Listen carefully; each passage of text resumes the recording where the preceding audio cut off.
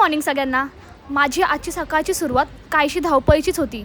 सकाळची सगळी कामं आवरून झाली आणि आज मला जायचं होतं मुलींना स्कूलमध्ये सोडायला, कारण आज घरातले सगळेच एका कामासाठी बाहेर गेले होते. त्यामुळे आज हे काम माझ्याकडे होते. आणि घरी आल्यावर मला करायची होती फ्रीजची साफसफाई. रोजच्या धावपळीत फ्रीज साफ करायला वेळच मिळत नाही, म्हणून आज ठरवलं सगळं बाहेर काढून व्यवस्थित स्वच्छ करायचं. तसा मी 15 दिवसातून फ्रीज क्लीन करतेच.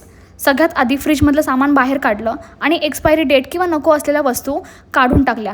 त्यामुळे फ्रीज स्वच्छही राहतो आणि अनावश्यक वस्तूंचा पसाराही कमी होतो. आता शेल्फ आणि ड्रॉवर काढून हलकेशा साबणाच्या पाण्याने स्वच्छ धुवून घेतले. त्यानंतर कोरडे करून घेतले, त्यामुळे ओलावा राहत नाही.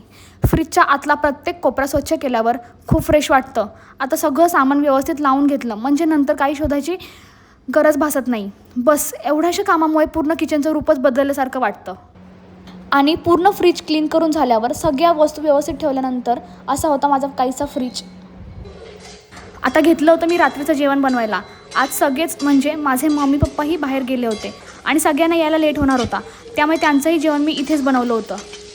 आणि आज पुरी, पनीरची भाजी, डाळ, भात, पापड असा रात्रीच्या जेवणाचा बेत होता.